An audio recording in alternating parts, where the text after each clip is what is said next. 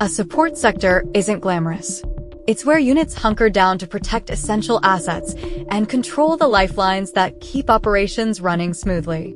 Sustainment, security, all the gritty mechanics that keep the war machine humming are hashed out here. Out on the edge, where support meets chaos, every decision fuels the tempo of deeper, riskier operations. And then there's the Eagle's Nest.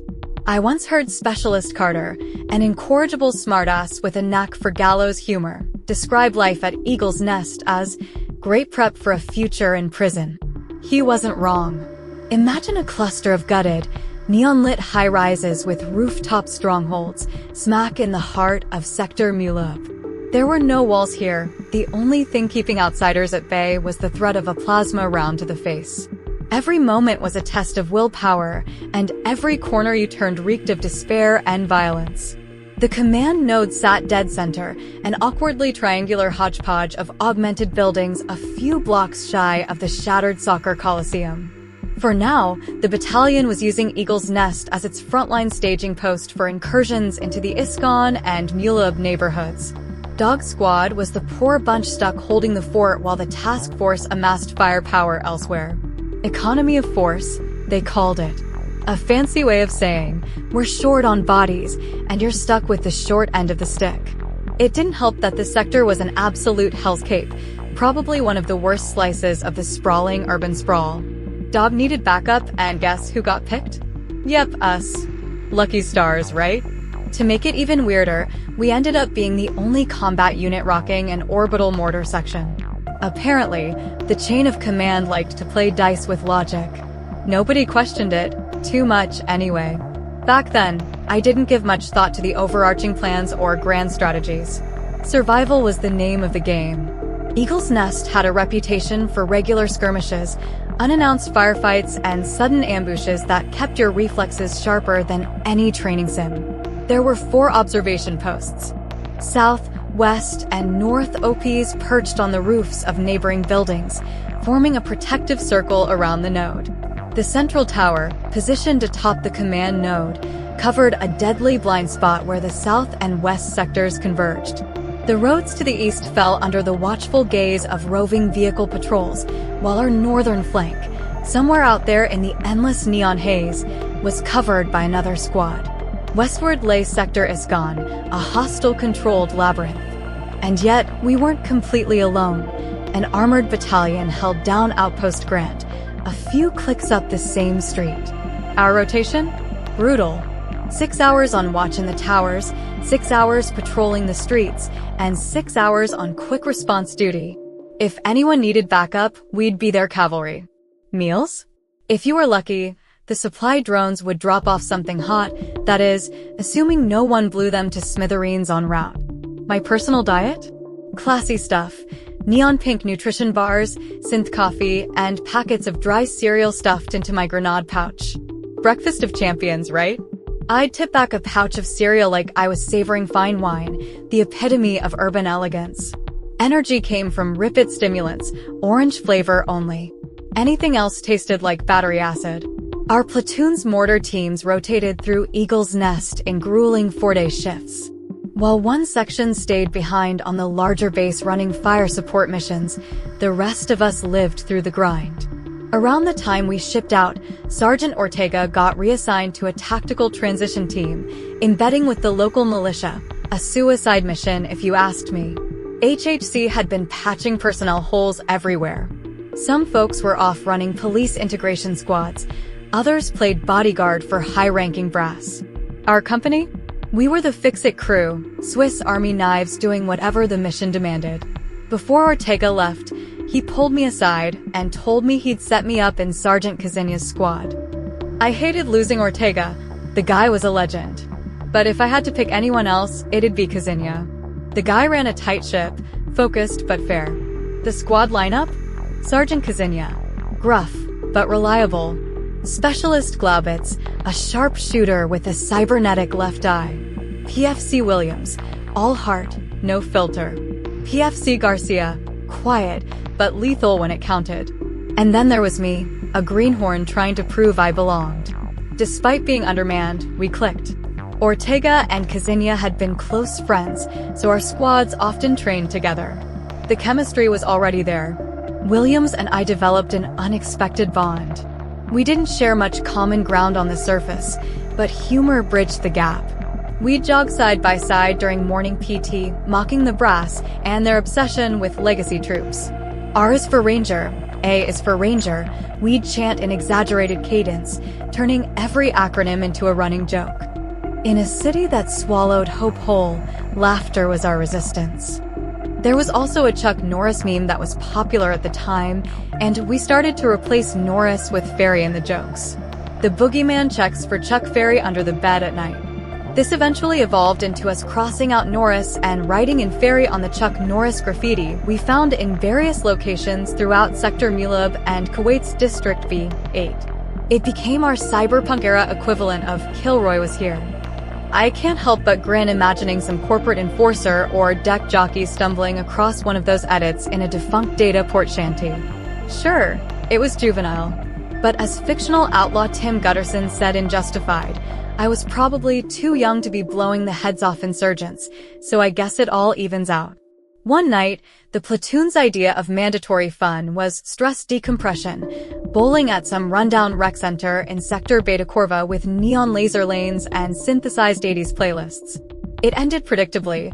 Williams and I face-planted together on a brigade run the next morning, puking in unison like battle buddies. The brass called it esprit de corps. We called it earning your hangover. Nothing bonds soldiers faster than synchronized humiliation. Our section sergeant, SSG John Carter, was the epitome of calm and competence. A grizzled veteran, he'd re-enlisted after the tower attacks of 2077 and carried a legacy few could rival. The man didn't just lead, he inspired. Never yelled, never flinched, and somehow made you want to be better, if only to earn his approval. Carter's bionic frame belied his age. Silver-haired and silver-eyed, he outperformed soldiers half his age. We all wanted to be him someday. At Eagle's Nest, despite cramped quarters, combat fatigue, and daily threats to life, morale somehow peaked. Our first rotation was spent loaning personnel to Dog Company. Sergeant Donnelly's squad, who I'd served with before, was my temporary home. On my first vehicle patrol with them, a small roadside charge disabled one of the convoy's trucks. We scrambled into overwatch positions, nerves on a hair trigger, covering recovery operations while praying the Mudge wouldn't take the bait. The enemy worked in shadows and patterns, planting IDs with precision.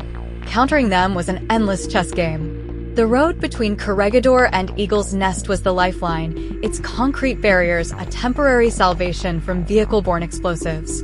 Foot traffic was the only civilian presence allowed, and every crossing felt like a gamble. One day, a gaggle of street kids lobbed rocks at our patrol.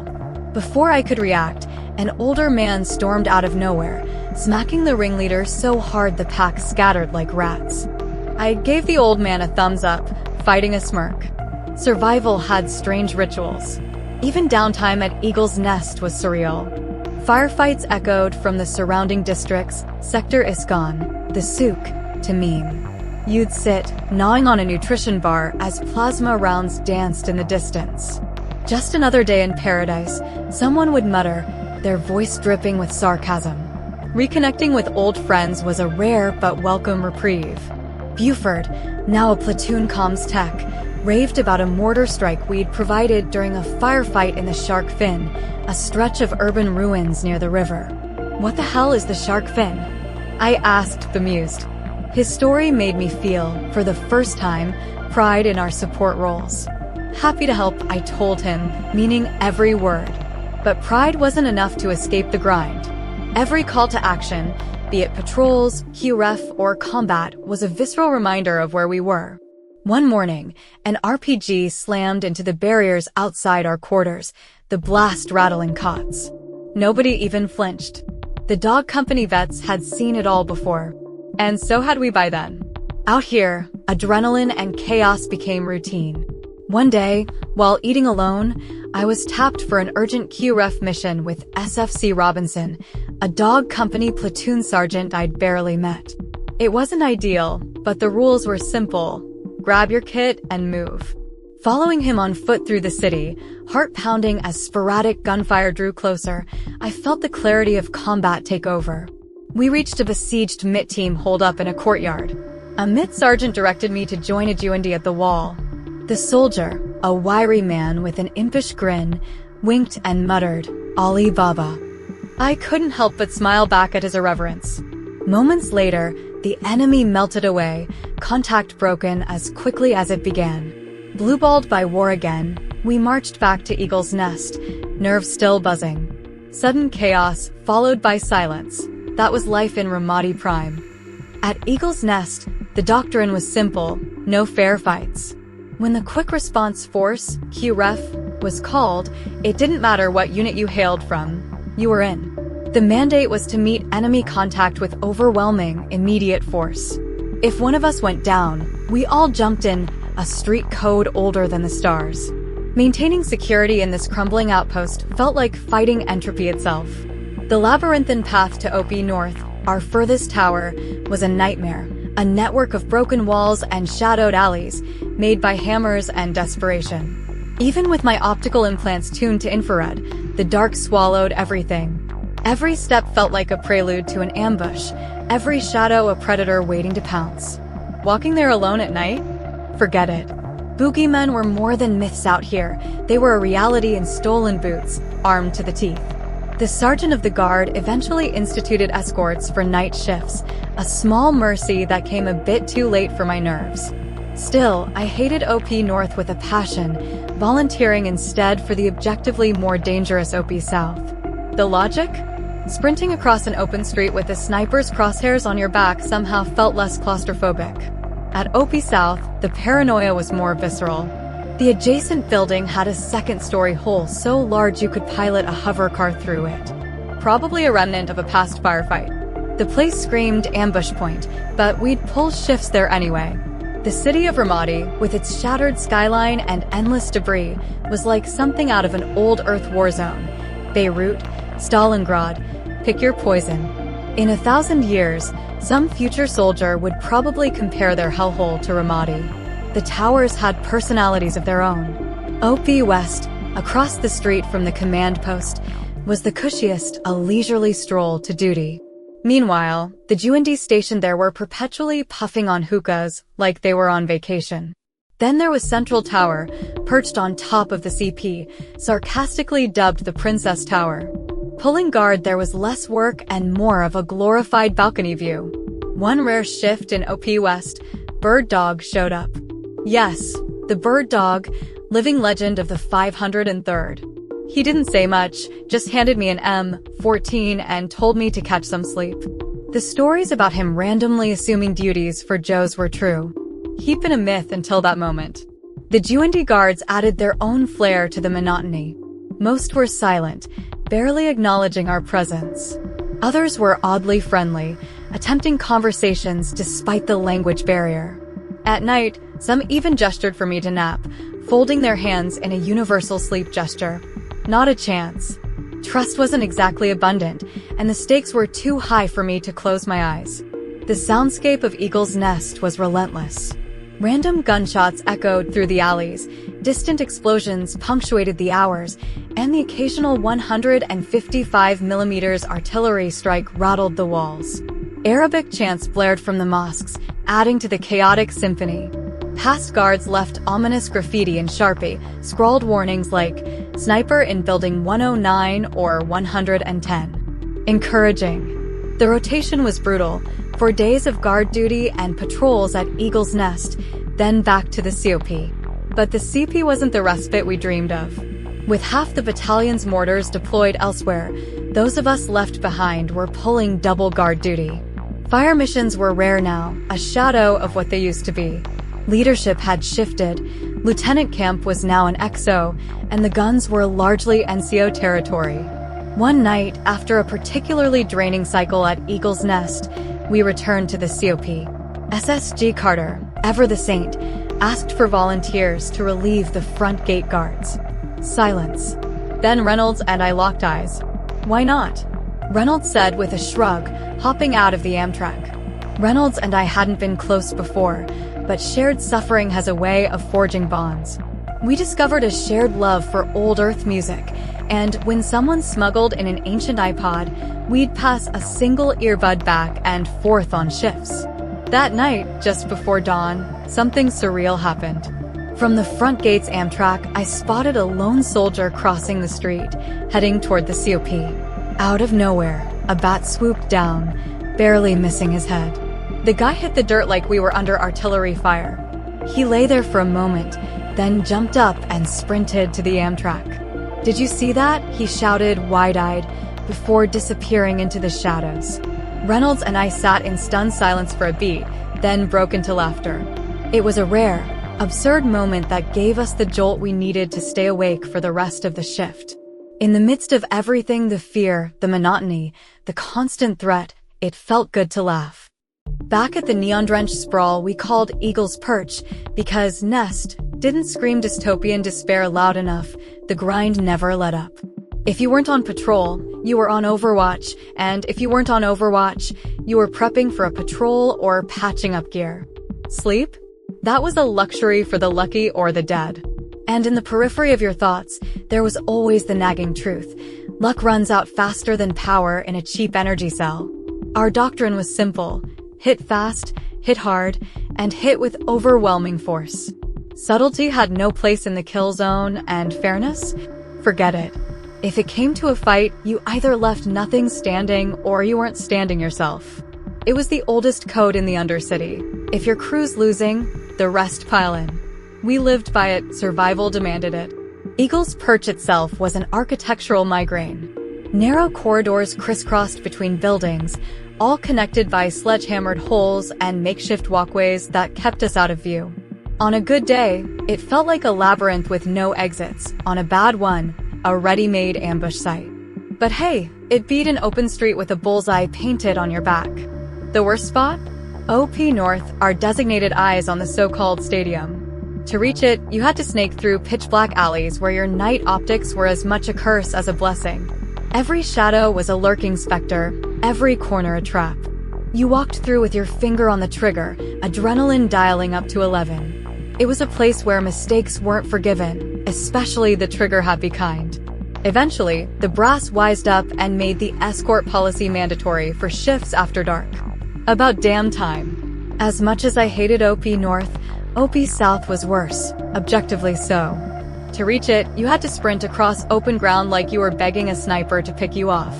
It sat in the husk of a building that was one RPG away from being scrap, with a gaping hole on the second floor that practically screamed, "Come get us." Cozy.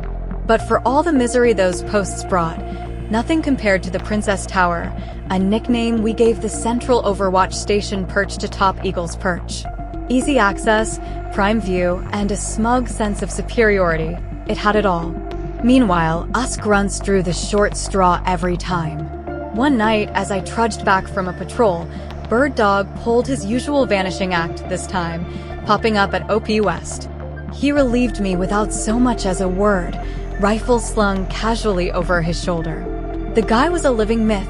Stories of him stepping in for exhausted grunts circulated like urban legends. Seeing him take my shift? That was a surreal moment, a real, hell must be freezing over kind of thing. Then there were the Juindi. Stationed with us at all hours, these local recruits barely spoke a word of our language, and trust? That was paper thin. Some were friendly to the point of irritation. Others spent their shifts trying to convince me to catch some sleep while they stood watch. Yeah, not happening.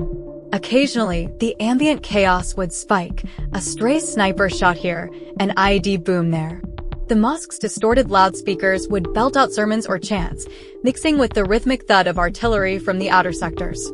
It created a symphony of tension, a reminder that peace was never more than an illusion. Sharpened warnings from past shifts were scrawled across every surface. Sniper in Building 109. Check roof holes. Helpful.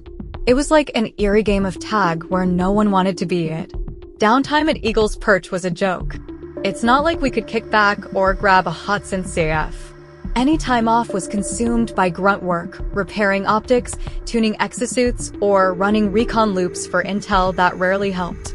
By this point, the mortar team was barely operational. With most of our platoon reassigned, our guard duties doubled, and the number of live fire missions dwindled. We became glorified lookout drones. The missions we did run? A grind of adrenaline and monotony. I remember one particularly draining night after a full cycle at OP South. Just as we returned, Sergeant Carter threw us another curveball. Someone's gotta relieve the front gate detail. Nobody volunteered. Silence stretched until Reynolds and I exchanged weary glances. "Fuck it," I muttered. "Let's just get this over with." We'd suffered through enough shifts together to develop a quiet camaraderie, a shared misery that made the grind bearable. Hours melted into each other as we manned the checkpoint, the darkness occasionally punctuated by distant explosions or sporadic gunfire. Then came the bad incident. It started innocently enough, just another grunt crossing from the HQ to our outpost. Out of nowhere, a bat swooped low, startling him into full panic mode. He hit the dirt like a mortar round had landed at his feet, then bolted for the gate in record time. By the time he reached us, he was a panting mess. "Did you see that?" he shouted. Reynolds and I couldn't stop laughing, a rare, much-needed moment of levity in a sea of stress. Fast forward to a routine patrol along the city's edge. Routine, of course, being a relative term in a combat zone. Civilians milled about, casting furtive glances our way as we kept watch. Most were innocuous, just trying to survive another day. But one encounter stood out, a pack of street kids chucking rocks at our convoy until an elderly man appeared out of nowhere, smacking one so hard that the rest scattered. I couldn't help but grin, giving the old man a thumbs up. Even here, discipline had its enforcers. Patrolling Ramadi was like playing roulette with a loaded chamber. Every street was a potential ambush, every alley a sniper's perch. The roads were rigged with buried surprises, improvised charges cobbled together from discarded ordnance. We adapted, changing routes and shifting patterns, but it always felt like a losing game. The enemy only needed to get lucky once. We had to stay lucky every damn time. One mission took an unexpected turn when our unit was called to assist a pinned-down MIT team. The urgency in the comms left no room for hesitation. We scrambled, hauling gear and racing through the urban sprawl. My heart hammered as we approached the contact site, the distant pops of gunfire growing louder. By the time we reached the MIT position, they were hunkered down in a courtyard, scanning for threats. I took up position beside a local recruit, a grinning idiot who winked at me as I crouched. "Ali Baba," he said, pointing vaguely into the distance. I rolled my eyes, suppressing a smirk. Moments like these blurred the line between absurdity and tension, the surreal normalcy of combat. The skirmish ended as quickly as it began. The insurgents melted away into the labyrinthine streets, leaving us to escort the MIT team back to relative safety. The whole operation felt like a bad hollow flick, rushed, chaotic, and ultimately unresolved. But in the grand theater of urban warfare, loose ends were the norm. Back at base, the cycle repeated, prepping gear, rotating shifts, and bracing for the next call to arms. Each day bled into the next, the monotony punctuated by fleeting moments of terror and camaraderie. Through it all, one truth remained. In this neon jungle of war, survival wasn't just an act of will, it was a team sport. We moved through the streets, our boots drumming against the cracked concrete, the air thick with the constant hum of distant gunfire and the looming, ever-present sense of danger. The neon lights that flickered in the distance painted the crumbling buildings in shades of sickly green and harsh yellow, casting an eerie glow over everything. The city of Ramadi, with its collapsed infrastructure and shattered hopes, was a constant reminder of how far humanity had fallen. As we passed through the alleys, I couldn't help but think about how this place, this godforsaken corner of the world, had become my home.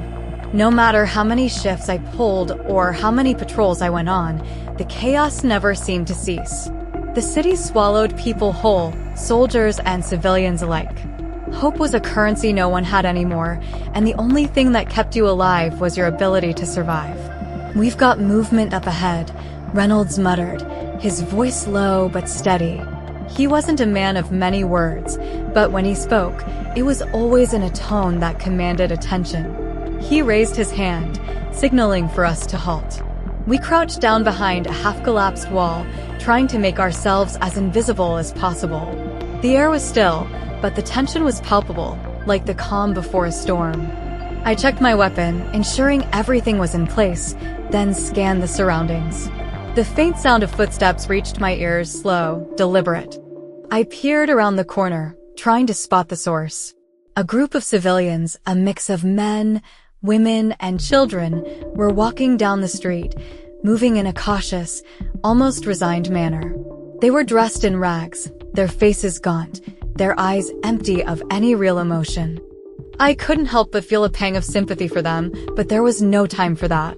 In this place, you couldn't afford to care too much. It would eat you alive if you did. I looked at Reynolds, who nodded subtly. We couldn't risk drawing attention to ourselves. The civilian presence in this area was rare, and the last thing we needed was to be seen as soft targets by the enemy. We waited for them to pass, the silence stretching longer than I would have liked. The moment felt like it was suspended in time, each second ticking by like an eternity. Finally, when they were far enough down the street, we moved again, staying in the shadows, our footsteps muffled by the debris scattered everywhere. It was the same drill as always: move fast, stay quiet, and hope you didn't get shot in the process. We reached a checkpoint on the outskirts of the city, where 2 G&D soldiers were standing guard. They gave us a quick, perfunctory glance before returning to their posts, but I noticed the way their eyes flicked nervously to the shadows, to the faint noises that echoed in the distance. They weren't used to being this far out. It was easy to see that the weight of this place was wearing them down, just as it was wearing all of us down. Everything clear? Reynolds asked in a tone that bordered on impatient, but I could tell he was testing them, making sure they were alert. The older of the 2 G&D nodded, though his hands trembled slightly as he adjusted his weapon. For now, he muttered, casting another uneasy glance toward the horizon. We moved on, not bothering to engage in further conversation. The patrol route stretched for miles, winding through narrow streets, across collapsed bridges, and past ruined buildings that once served as homes and shops. Now, they were nothing more than hollowed-out shells, grim reminders of a past that no longer existed. The further we pushed into the outskirts, the more the air seemed to thicken with tension. "We've got a hot zone up ahead," I said, checking my optics. My heart rate increased as the familiar, unsettling rush of adrenaline flooded my system. The city had a way of making you constantly alert, always on edge, never able to truly relax. But you learn to live with it. Reynolds didn't need me to tell him. His eyes were already scanning the area, his weapon raised, ready for anything. He gestured for me to move to the right, where the debris offered some cover. I complied without question, positioning myself against a half-crumbled wall, my finger tight against the trigger, waiting for the first sign of movement. It didn't take long for the first shots to ring out, cracking through the air like thunder. They came from the alley to our left, the sound echoing off the walls, a sharp reminder that danger could come from anywhere. I darted to the corner, taking a quick glance at the street. 2 enemy soldiers, their silhouettes barely visible against the backdrop of ruined buildings, were crouched behind a barricade, firing toward our position. Without thinking, I dropped to the ground and returned fire, my weapon spitting rounds in quick succession. The exchange was brief, but intense. In these moments, you didn't have time to think about the consequences. You just shot until the threat was neutralized. I heard Reynolds shout something about a flank, but I didn't catch the rest. My focus was solely on the enemy ahead. I squeezed the trigger again, sending a burst of plasma rounds that tore through the enemy's cover. The first soldier went down, but the second managed to duck out of sight before I could get a clear shot. I cursed under my breath, knowing that time was running out. Reynolds moved fast, crossing the street and taking position in the next alley. His weapon fired, suppressing the remaining enemy soldier long enough for me to close the distance. By the time I reached the corner, the last enemy combatant was already on the ground, his weapon useless by his side. I took a quick moment to check for any other threats, but the area was quiet again. The only sounds were the distant echoes of gunfire, the hum of the city, and the beating of my heart in my ears. This was how it always was, chaos followed by silence, then chaos again. There was no in-between. "Clear," Reynolds said, rejoining me. His expression was unreadable, but I could see the weariness in his eyes. We all carried it, that weight that never seemed to lift, no matter how many patrols we went on, no matter how many firefights we survived. We continued on, moving deeper into the city, following the same well-worn paths, our bodies running on autopilot. You didn't need to talk much anymore. The rhythm of combat, the beat of your own pulse, became the language that spoke louder than anything else. It was a language of survival, of necessity, of knowing that your next breath could be your last. The city had a way of making you forget who you were before you came here, stripping away everything that wasn't essential. At Eagle's Nest, you learned to let go of anything that could slow you down. Your past, your hopes, your doubts, they all melted into the background, replaced by the sheer will to survive. And survive we did.